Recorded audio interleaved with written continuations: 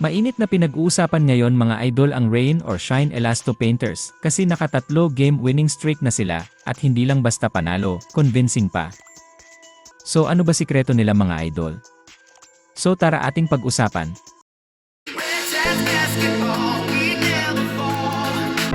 Una, si Jen Mamuyak sobrang consistent sa kanyang laro, hindi man siya laging flashy, pero kapag kailangan ng puntos, nandyan siya at clutch player din.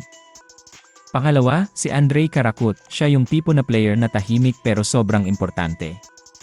Siya nagsiset ng plays, nagkokontrol ng pace, at bihira magkamali.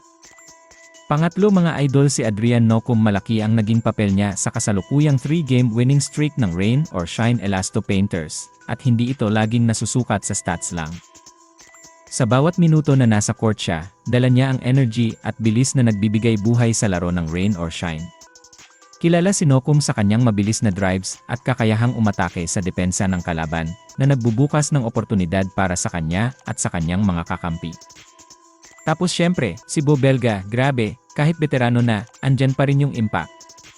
Rebounds, ball screens, depensa at pisikalan sa loob, kumpleto. Pero hindi lang sa players, team effort din talaga. Ang ganda ng pasahan nila, walang pilitan ng tira. Talagang naghahanap sila ng best shot. Sa depensa naman, solid. Ang daming hustle plays, ball steals, at effort. Hindi sila nagpapatalo sa energy. At syempre, coaching style ni Coach Yang Giao, alam mo na yan, master of adjustments na habang tumatagal ang game, mas lumalakas sila. At pinaka-importante, confidence. Kapag sunod-sunod ang panalo, nag-iba ang aura ng team na parang alam nilang kaya nila kahit sino.